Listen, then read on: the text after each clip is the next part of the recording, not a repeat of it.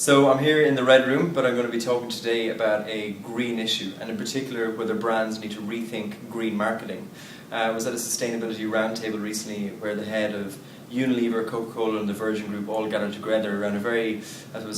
compelling issue in terms of the future of green marketing, and that's how we can shift consumption from the nerd's choice to the herd's choice. I think what the essence of what they were getting at there was a huge problem in that while there's a growing awareness of the importance of buying environmentally sound products and services, that isn't actually being followed up when the consumer is in the store making their purchasing decision. I think the latest figure that I heard is that while 40% of people have the intention to buy green products, only 4% end up putting that into practice and buying green products and services. This is bad for a number of reasons. The most obvious one, I suppose, socially for the environment, in terms of the environmental movement stagnating because customers aren't doing what they say. But I also think it's a problem for business, in the sense that they're missing out on a huge opportunity to turn green marketing into growth marketing and seen as a huge opportunity for market share. I think there's two problems when it comes to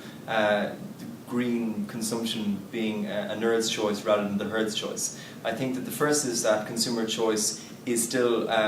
quite traditional and hasn't really evolved to broader moral and ethical concerns. I think the three primary concerns, as identified by most of the latest research, is that even though consumers may have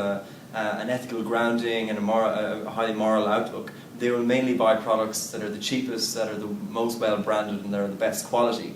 But there's a second problem, and that really lies in the court of brands and how they market and how they brand their green products. A lot of brands fall into the trap that because it's green it's good and therefore people should buy it, and they market it on moral or ethical grounds, that it's your duty to buy it, that it's your responsibility, and that it'll make you perhaps feel like you're having an impact on the planet. And while that does appeal to a small subset of society, that 20%, that nerd group, to appeal to the herd, to appeal to mainstream consumers, you really have to get right down and tap into their desires, because they don't want to be preached at and they don't want to do something that seems like they're being austere. Instead, they want to buy products and services that enhance their lifestyles, that make them feel good about themselves, that make them feel like they're impressing their friends and their social group. And so, really, if green marketing is to take off, we really need to nudge consumers toward it by making it far more desirable, by branding it as an aspirational lifestyle and by showing it how it functionally benefits. There are early pioneers in this industry, particularly Toyota Prius, in terms of how they've branded and marketed the first Toyota Prius now to the third generation Toyota Prius, and how you're moving from more marketing and branding based on your ethical concerns to the planet towards wanting to buy a very innovative product that makes you feel and look good. So I think the question is, do we need to rethink marketing of green products so we can turn it into a growth opportunity for brands? What do you think?